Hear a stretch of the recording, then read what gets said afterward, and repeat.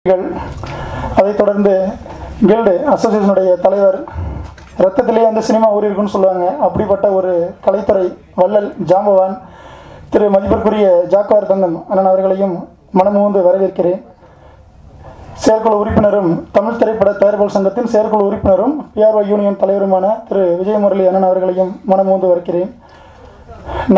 இளம் நடிகை ஷார்மிஷா அவர்களையும் திருமதி விஜயலட்சுமி அவர்களையும் மேடையில் வீற்றிருக்கக்கூடிய திரைப்பட தயாரிப்பாளரும் நடிகருமான VRR அண்ணன் அவர்களையும் ஜெனிஷ் அண்ணன் ஆக்ஷன் ரியாக்ஷன் கம்பெனி அவர்களையும் சரி, இன்னும் மேடையில் வீற்றிருக்கக்கூடிய பல கலைஞர்கள் இருக்கிறார்கள், திரைத்துறை ஜாம்பவான்கள் இருக்கிறார்கள். அனைவரையுமே வருக வருக என வரவேற்று எனது சிறப்புரையாற்ற கடமைப்பட்டிருக்கிறேன்.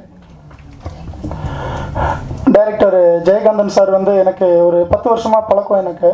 ஸோ ஆரம்பத்தில் படம் எடுக்க அவர் சென்னைக்கு ஒரு படத்தை எடுத்துகிட்டு ரொம்ப கஷ்டப்பட்டு போராடிட்டு இருந்தார். அந்த மாதிரியான காலகட்டத்தில் எனக்கு அறிமுகமான அவர் தொடர்ந்து இவ்வளோ நாட்கள் ஒரு நட்பு நீடிக்குது அப்படின்னா அதனுடைய பிரதிநிதித்துவம் என்ன அப்படிங்கிறது நீங்கள் கொஞ்சம் கவனத்தில் எடுத்துக்கிறணும்.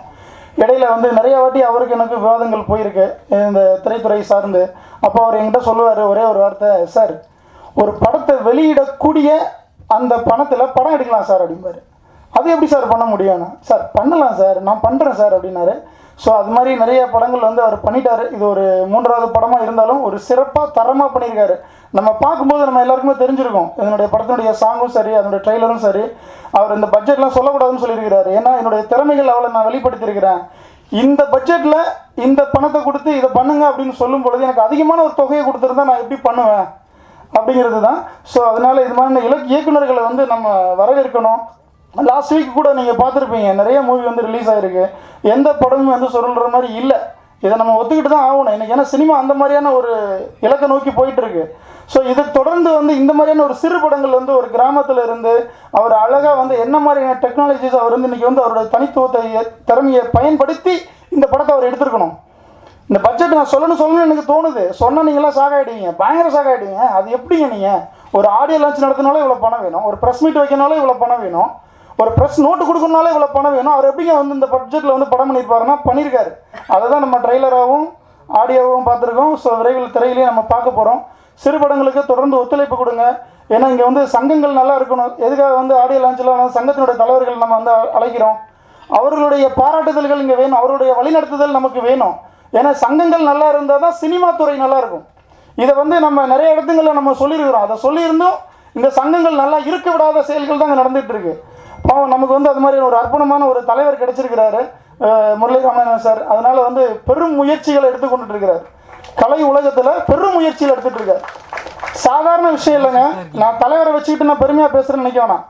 நிறைய ஒரு பக்கம் கில்டு சங்கத்தில் அவர் ஒரு போராளி, அவர் போராடிட்டு இருக்கிறாரு, அவர் ட்ராக்கு தனி. இந்த பக்கம் பார்த்தீங்கன்னா ஒரு ஆளுங்கட்சி இருக்கிறது. அதனை அனுசரித்து இன்னைக்கு திரைத்துறையில் சில நலத்திட்டங்களை கொண்டு செயல்படுத்தி இந்த சினிமாவை உயர்ந்த இடத்திற்கு கொண்டு வர வேண்டும்ங்கிறதுக்காக ஒரு தனி மனிதனா போராடிட்டு இருக்காரு. தலைவர் தானேங்க, அவர் எப்படிங்க தனி மனிதனா போராடுவாரு?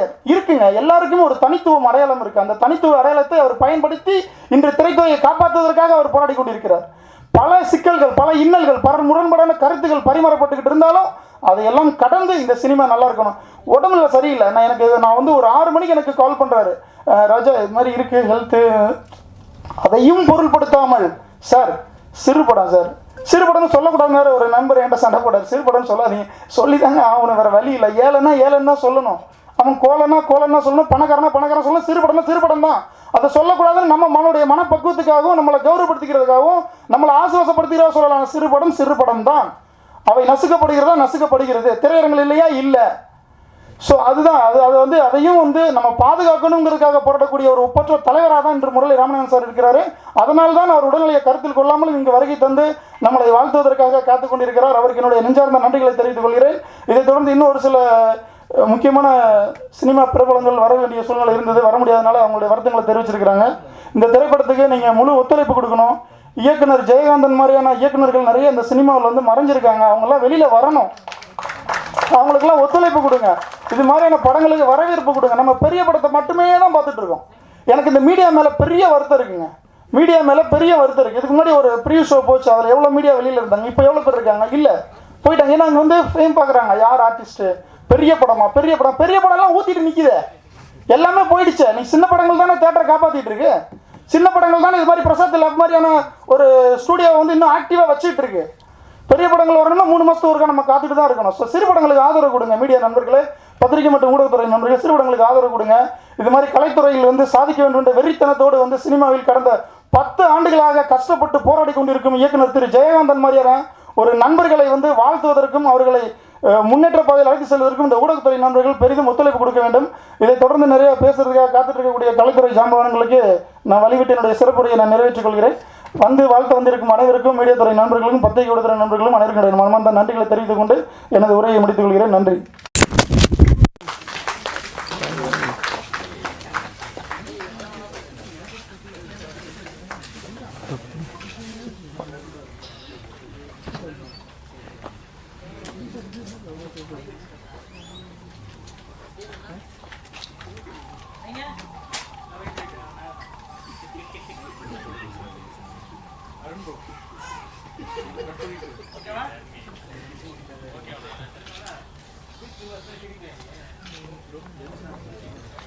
பண்ணியிருக்கிறாரு ராஜா, அவரோட ஃப்ரெண்டு கூட இந்த படத்தை வெளியில் கொண்டு வர்றதுக்கு உறுதுணையாக இருக்கிறாரு.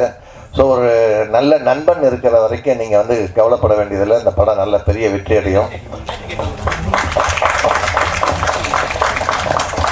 பொதுவாக இங்கே ராஜா பேசும்போது அவரோட ஆதங்கத்தெல்லாம் சொன்னார். இந்த ஆதங்கம் எல்லாருக்கிட்டையுமே இருக்குது. அதுக்கு தான் நம்ம தலைவர் வந்து இப்போ கவர்மெண்ட்டில் முதல்வரை பார்த்து கிட்டத்தட்ட தொடர்ந்து வலியுறுத்தி இப்போ மானிய குழுவுக்கு வந்து ஆளுங்களை போட்டு இப்போ திரைப்படங்களை பார்க்க போகிறாங்க. கிட்டத்தட்ட 2015 22 வரைக்கும் கவர்மெண்ட் வந்து நமக்கு மானியம் கொடுக்கறதுக்கு இசைவு தெரிவித்து இன்றைக்கி குழு போட்டுருக்கிறாங்க. அதுக்காக படம்லாம் பார்க்க போகிறாங்க. அதுக்கு முதல்ல நம்ம தலைவர் ராமசாமி அவர்களுக்கு நம்ம நன்றி தெரிவிச்சுக்கலாம். அதே மாதிரி இப்போ கலைஞர் ஒரு விழா நடத்தினாங்க. நம்ம சங்கம் சார்பில் இண்டஸ்ட்ரி ஃபுல்லாக சேர்ந்து நடத்தினதில் இப்போ சிஎம் அனௌன்ஸ் பண்ணியிருக்கிறாரு. திருவள்ளூர் முன்னாடி குத்தம்பாக்கம் பக்கத்தில் 500 கோடி ரூபா செலவில் ஒரு திரைப்பட நகரம் உருவாக்க போகிறாங்க. அதில் வந்து சிறு முதலீட்டு படங்களுக்கு நிறைய வாய்ப்புகள் இருக்குது. நீங்கள் முதல்ல வந்து பெரிய படம் சின்ன படம்லாம் யாருமே பேசாதீங்க. ஏன்னா எல்லாமே ஒரே கேமராவில் தான் எடுக்கிறோம். சிறு முதலீட்டு படம் பெரிய பட்ஜெட் படம் வேணால் நம்ம சொல்லலாம். ஸோ அந்த மாதிரி சிறு முதலீட்டு படங்கள் தான் ராஜா சொன்ன மாதிரி இன்றைக்கி பெப்சி தொழிலாளிகளையும் சரி, தேட்டரையும் சரி, எல்லாரையும் வாழ வச்சுட்டு இருக்குது இந்த மாதிரி சிறு முதலீட்டு படங்கள் தான். ஒரு வருஷத்துக்கு வந்து 250 படம் வருது. அந்த படங்கள் வந்து ஒரு 15 20 படம் தான் பெரிய படங்கள்.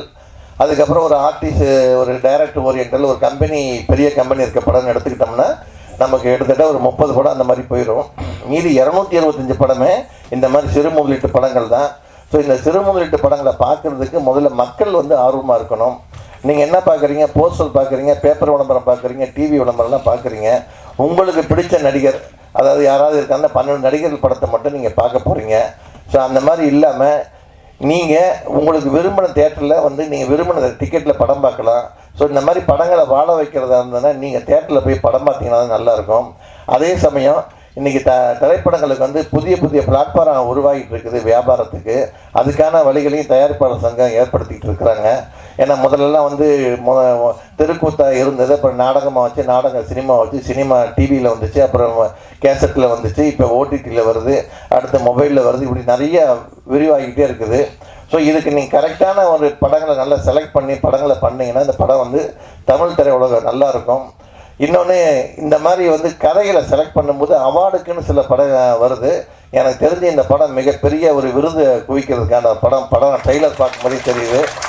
ஸோ இந்த மாதிரி டைரக்டர்களுக்கு வந்து நம்ம விருதெல்லாம் கிடச்சுன்னா நல்ல கதைகளை உருவாக்கி அவங்க வந்து மக்கள்கிட்ட கொடுக்கறதுக்கு தயாராக இருப்பாங்க. ஸோ இவர் பின்னாடி நிற்கிற அந்த படக்குழுவின் அத்தனை பேருமே இவருக்கு கூட இருந்து உறுதியாக இருந்திருக்காங்கன்னு ஒவ்வொருத்தரும் ஒரு பேரை சொல்லும்போது கைத்தட்டும் போதே தெரிஞ்சது. ஸோ நீங்கள் எல்லாம் சேர்ந்து இங்கே வந்து இந்த ட்ரெய்லரை பார்த்துட்டோ இல்லை வந்து சாங்கை பார்த்துட்டோ கைத்தட்டது முக்கியம் இல்லை. தேட்டரில் போய் படம் தொகுப்பாளர் நீ முதல்ல சொல்லும் போது சொன்னாங்க, முதல்ல வந்து தேட்டரில் போய் படம் பாருங்கன்னு சொன்னாங்க. எல்லோருக்கும் வணக்கம். கருங்குளத்தான் இந்த ஆடியோ ஃபங்க்ஷனுக்கு என்னை அழைத்த வி ராஜா அவர்களுக்கும், டைரக்டர் இசையமைப்பாளர் ஜெயகாந்தன் அவர்களுக்கும் என்னுடைய நன்றியை தெரிவிச்சுக்கிறேன். உடல்நல கருதி சாயங்காலம் சொன்னேன் கொஞ்சம் அவாய்ட் பண்ணிக்கலான்ட்டு. அப்போது ராஜா சொன்னார், சிறு படமாக இருக்குது, கொஞ்சம் சப்போர்ட்டு வேணுங்கிறது. கண்டிப்பாக சிறு முதலீட்டு படங்களுக்கு சப்போர்ட் வந்து தமிழ் திரைப்பட தயாரிப்பாளர் சங்கம் எப்பவுமே இருக்கும், கூட இருக்கும். என்னன்னா ஒரு விஷயந்தான் வந்து சிறு முதலீடு பண்ணுற தயாரிப்பாளர்கள்ட்ட நான் என்ன சொல்லிக்கிறேன்னா, நம்ம ரிலீஸை வந்து பக்காவாக பிளான் பண்ணுங்கள். ஏன்னா நம்ம படம் எடுத்துட்டோம், அவசரமாக ரிலீஸ் பண்ணுற சூழ்நிலைகள் வரும். பெரிய முதலீட்டு படங்கள் வரும்போது நம்ம இன்றைக்கி வந்து ராஜா வந்து ஒரு ஆதங்கமாக பேசும்போது சொன்ன மாதிரி நம்ம உண்மையை ஒத்துக்கணும். பெரிய முதலீட்டு படங்கள் வரும்போது தியேட்டர் அதிபர்கள் எல்லாருமே அந்த படத்தை தான் நாடி போகிறாங்க, சிறு முதலீட்டு படங்களுக்கு கொடுக்கறது இல்லை. ஆனால் நல்ல படம் எடுங்கன்னு மட்டும் நம்மளை சொல்லுவாங்க. நாங்கள் நல்ல படம் தான் எடுத்துகிட்ருக்கோம், தயாரிப்பாளர்கள் நல்ல படம் தான் எடுத்துகிட்ருக்காங்க. ஆனால் அதுக்குள்ளே சப்போர்ட்டை வந்து திரையரங்கு உரிமையாளர்கள் வந்து கொடுக்கணும். எப்படி கொடுக்கணும்னா, முன்னாடி எல்லாம் வந்து ஒரு படங்களுடைய வந்து ட்ரெய்லர்ஸ் போடுவாங்க. இன்றைக்கி எந்த தேட்டரில் நம்ம வந்து படங்களோட ட்ரெய்லர்ஸை போடுறாங்க? அவங்க போடுறதில்ல. ஏன்னா அடுத்த படங்கள் பார்க்கும்போது அடுத்தடுத்து இந்த படங்கள் வரப்போகுது அப்படிங்கிறது வந்து முன்னாடி வந்து சொல்லிகிட்டு இருந்தது. இந்த காலத்தில் அது கிடையாது. இப்போ இருக்கிறவங்க வந்து தியேட்டர்களில் வந்து அட்வர்டைஸ்மெண்ட்ஸை ப்ரிஃபர் பண்ணுறாங்க. ஏன்னா எல்லாமே கமர்ஷியல். இந்த படங்களால் டிக்கெட் போகணும்னு நினைக்கிறவங்க அட்வர்டைஸ்மெண்ட்டால் அவங்க தேட்டர் நடத்தணும்னு நினைக்கும் போது கண்டிப்பாக தேட்டர் உரிமையாளர்கள் அவர்கள் தேட்டர்களை காப்பாற்ற முடியாது. சினிமாவால் மட்டும்தான் காப்பாற்ற முடியும். அவங்க விளம்பரங்களை நம்பி போயிட்டுருக்காங்க. அதை இன்டர்வலில் போட்டுட்டு எந்த படத்தோட ட்ரெய்லரையும் போடுறதில்ல. ஏன்னா ஒரு டிவி சேனல் எடுத்தாலுமே ஒரு காலத்தில் வந்து நம்மளோட ட்ரெய்லர் டைம்னு ஒன்று இருக்கும். இன்றைக்கி எந்த நேரத்தில் நீங்கள் ட்ரெய்லர் டைம் பார்க்குறீங்க? ஒன்லி சோஷியல் மீடியா இது மாதிரி போயிட்டு இருக்கிறதுனால தான் சிறு முதலீட்டு படங்கள் நசுக்கப்படுகிறது. ஏன்னா விளம்பரம்ங்கிறது ஒரு முக்கியம். ஏன்னா நம்ம வந்து ஒரு படத்தை வந்து பண்ணும்போது நம்ம படம் வெளியில் வருதுங்கிறது பப்ளிக்கு தெரிஞ்சால் தானே நம்ம படத்துக்கு வருவாங்க. நல்லது கெட்டது ஓடுது ஓடாததெல்லாம் அடுத்த விஷயம். ஒரு சரியான படம் வருது, சரியான தியேட்டர்களில் கிடைக்குது, சரியான ஷோ கிடைக்குதா இருந்தால் இது கண்டிப்பாக எல்லா சிறு முதலீட்டு படங்களும் சக்ஸஸ் ஆகும். ஏன்னா எங்கள் கம்பெனி எங்கள் அப்பா வந்து எடுக்கும்போது எல்லாமே சின்ன படங்கள் தான். ஏன் ஓடிச்சு, எப்படி ஓடிச்சு? இதே மாதிரி தான் ஓடிச்சு. விளம்பரங்கள் கரெக்டான நேரத்தில் அதோட புரிதலோடு அதை போய் சேர்க்க வேண்டிய கடமை வந்து தயாரிப்பாளர்களுக்கு இருக்கிறது.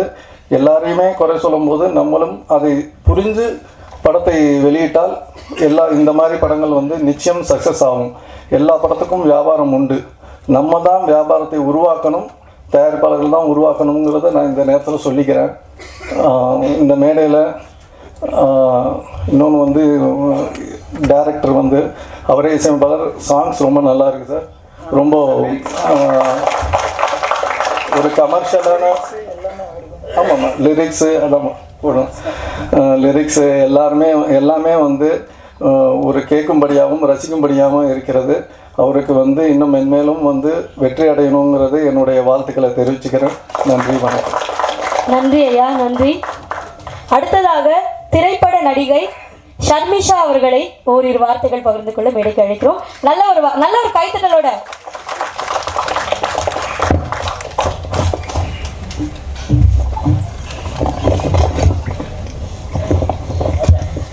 Hi, hello. This is Sharmisha. So, கருங்குளத்தான் ஃபிலிம்காக சாருக்கு ஃபர்ஸ்ட் ஒரு விஷஸ் சொல்லிடுறேன். ஸோ நல்லா படம் பண்ணியிருக்காங்க, பண்ணணும். சின்ன பட்ஜெட் இல்லாமல் இதுக்கு மேலே நிறையா பண்ணணும். So wishes sir. அதுக்கப்புறம் thank you Raja sir for inviting this function. இந்த கருங்குளத்தான் மூவிக்கு இன்வைட் பண்ணதுக்கு ரொம்ப ரொம்ப தேங்க்ஸ். அதுக்கப்புறம் ஸ்டேஜில் இருக்க எல்லா பெரிய பெரிய ஆளுங்களுக்கு எல்லாருக்குமே ஒரு வணக்கம். ஏன்னா அவங்க சப்போர்ட் நிறையா இருக்குது இந்த ஃபிலிம்ஸ்க்கு. ஏன்னா நம்ம இதுக்கு போகணும் அப்படின்ட்டு இல்லாமல் சப்போர்ட் பண்ணுறாங்க. ஸோ அது ரொம்ப பெரிய விஷயம். So thank you all sir. And இதுக்கு மேலே நிறைய படம் பண்ணணும் சாருக்கு விஷ் பண்ணிக்கிறேன். Thank you. That's so sweet. Thank you so much ma'am. அடுத்ததாக கில்ட் சங்க தலைவர் திரு ஜாகுவார் தங்கம் அவர்களை வாழ்த்துரை அளிக்க மேடைக்கு அழைக்கிறேன்.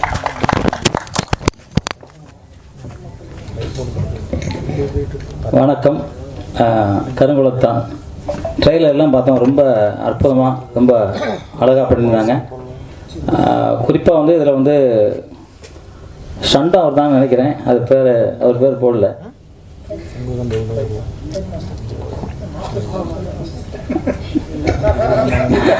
எல்லாமே டான்ஸ் எல்லாம். ஹீரோ வரலையா? ஓ அப்படியா, சரி. அவரும் நல்லா பண்ணியிருக்காரு. ஒரு ராஜ்கரன் முன்னாடி பண்ண மாதிரி ஒரு சைடாக நல்லா பண்ணியிருந்தார். டோட்டலாக அந்த படம் மிகப்பெரிய வெற்றி அடையணும். குறிப்பாக வந்து இப்போ வந்து தமிழ் திரைப்பட தயாரிப்பாளர் சங்க முரளி சார் வந்து ரொம்ப அற்புதமாக பேசினாங்க.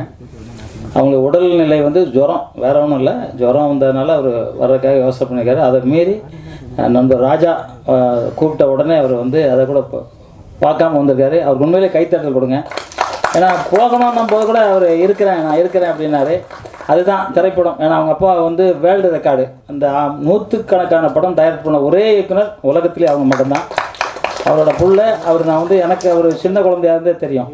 அவர் சின்ன குழந்தையாக இருக்கும், நான் சின்ன குழந்தை நினச்சிக்க போகிறாங்க தெரியும். அன்னையிலேருந்து இன்றைக்கி வரைக்கும் அதே சிரித்த முகம், அதே பண்புள்ளவர், பாசம் உள்ளவர், ஒரு தலைவருக்கான அத்தனை தகுதியும் உள்ள ஒரு தலைவர். அவர் வந்து இன்றைக்கி எவ்வளோ கஷ்டப்பட்டுக்கிட்டு இருக்காரு. இந்த சங்கம் மட்டும் இல்லை, தமிழ் திரைப்படத்தை தூக்கு நிறுத்துறதுக்கு எவ்வளோ கஷ்டப்படுறாரு நமக்கு தெரியும். தமிழக முதலமைச்சரை வச்சு ஒரு பெரிய விழா நடத்தினார். இன்றைக்கி தமிழக முதலமைச்சர் அவர்கள் பிறந்த நாள், அவர் கைத்தட்டல் நம்ம கொடுத்துடலாம். ஏன்னா அவர் நமக்கு எவ்வளோ நல்லது பண்ணியிருக்காரு. அதனால் அவர் முதலமைச்சர் வந்து நீடூடி நல்லா வாழணும் அப்படின்றது இந்த நேரத்தில் எல்லோரும் நம்ம வேண்டிக்குவோம், அவரை இறைவனை வேண்டிக்குவோம்.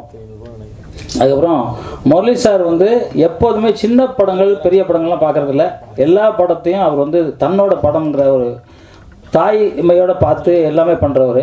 நான் நேரில் அவர் இன்னைக்கு நேரத்தில் கிட்டத்தட்ட ரொம்ப நாள் 40 வருஷமாக எனக்கு தெரியும், அவர் பார்த்துருக்கேன். அதே மாதிரி ராஜா வந்து குறுகிய காலத்திலே ஒரு மன்னனாக வந்துட்டார், ஒரு அரசனாக வந்துட்டார். ஏன்னா அவர் படம் வந்து பண்ணார், கதை வசனம் வேறு இருந்தாலும் நடிப்பு தயாரிப்பு பண்ணி பண்ணார். அந்த படம் மிக அற்புதமாக பண்ணியிருந்தார். நிச்சயமாக ராஜாவுக்கு மிகப்பெரிய ஒரு எதிர்காலம் இருக்குது. அவர் ஆக்ஷன் ஹீரோ வர்றதுக்கான அத்தனை தகுதியும் இருக்குது. அதோட பண்புள்ள மனிதன், நல்ல மனிதன், அந்த மனிதன் புகழ் வாழணும். நான் வந்து எப்பவும் அவருக்கு வந்து சப்போர்ட்டாக இருப்பேன். ஏன்னா இந்த மாதிரி ஒரு நட்புக்காக இந்த அளவு கஷ்டப்படுற ஒரு மனிதனை நான் இப்போ தான் பார்க்குறேன். நட்புன்னு சொல்லுவாங்க, ஆனால் பின்னாடி குத்துற நண்பர்கள் நிறைய பேர் பார்த்துருக்கேன். நட்புக்காக உண்மையான நட்பாக இருக்க ஒரு ராஜா அவர்களுக்கு. அதே மாதிரி இயக்குனர் வந்து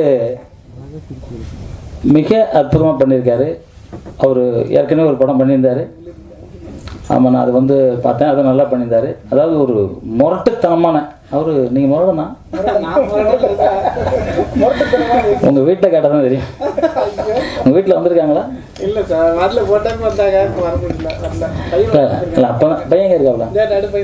வாங்க தம்பி, உங்கள் அப்பா முரடன் தானே? எங்கே இருக்கேன்? ஓகே தம்பி, வாங்க ஒரு வாட்டி மேடைக்கு வந்துட்டு போங்களேன். வாங்க, நீங்கள் 2 பேரும் வாங்க. ஏன்னா 3 பசங்களா? வாங்க.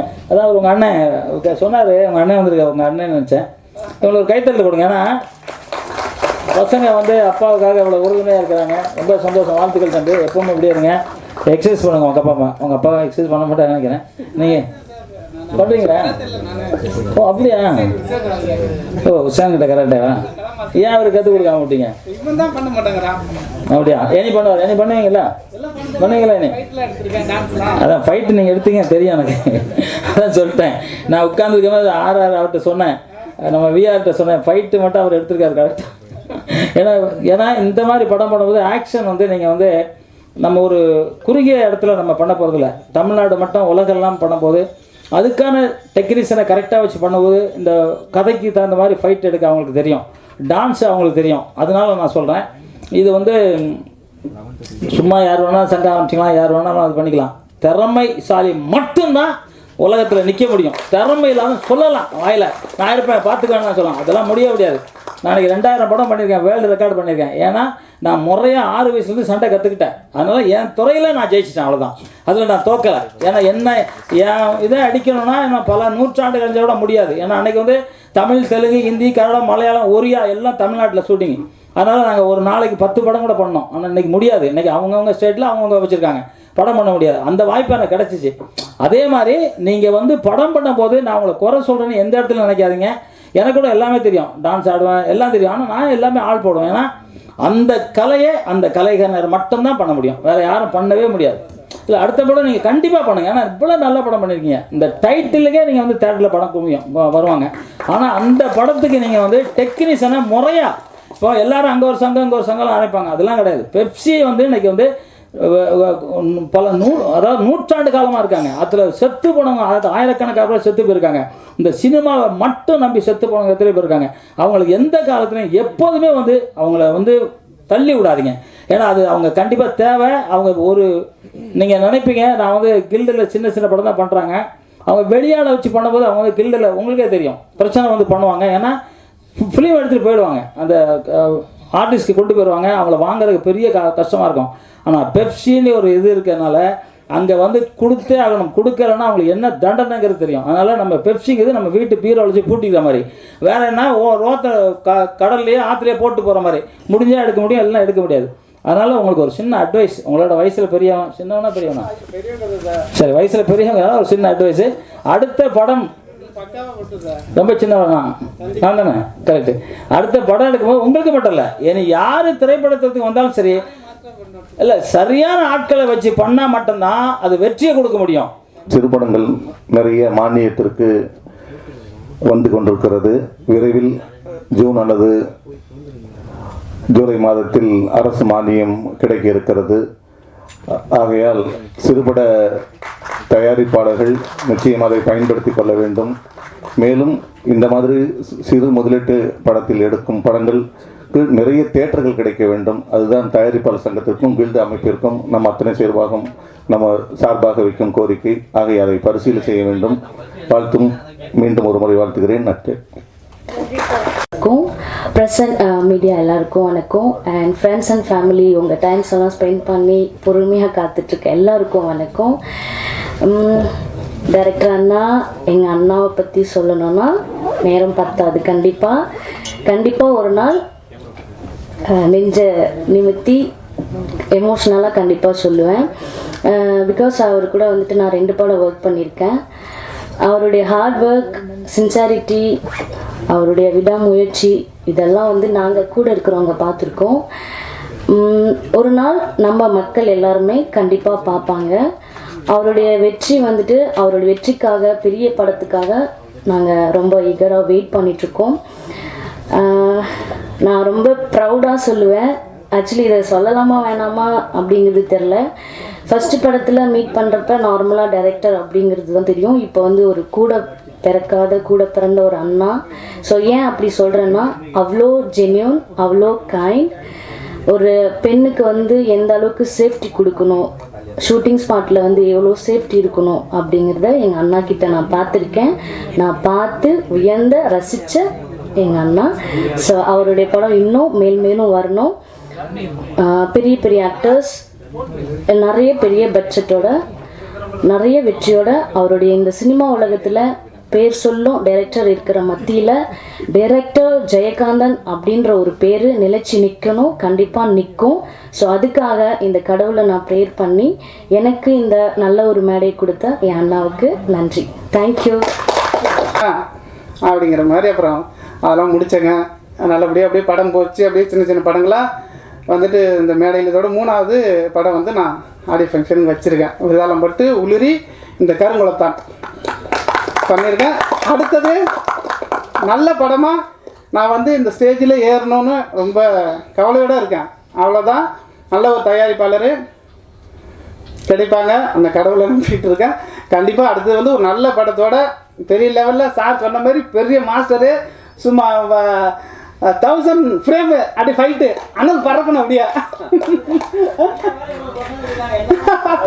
அப்படி அனல் பறக்கணும் ஃபைட்டு. எனக்கு இன்ட்ரெஸ்ட் தான். நான் சின்ன பிள்ளைய சிகன் ஹுசேன் சார் இருக்காங்களே அவங்கள்ட்ட தான் நாங்கள் அவங்க மாமா எங்கள் பத்திரி படத்தில் கூட இருப்பாங்க கராத்தே. நான் சின்ன வயசுலேருந்து பல்ட்டி தான் கராத்தே தான். இப்போ தான் அப்படிங்க பசங்கள்லாம் பிறந்தவொன்னு தான் இப்போலாம் அடிக்க முடியாது என்னால்.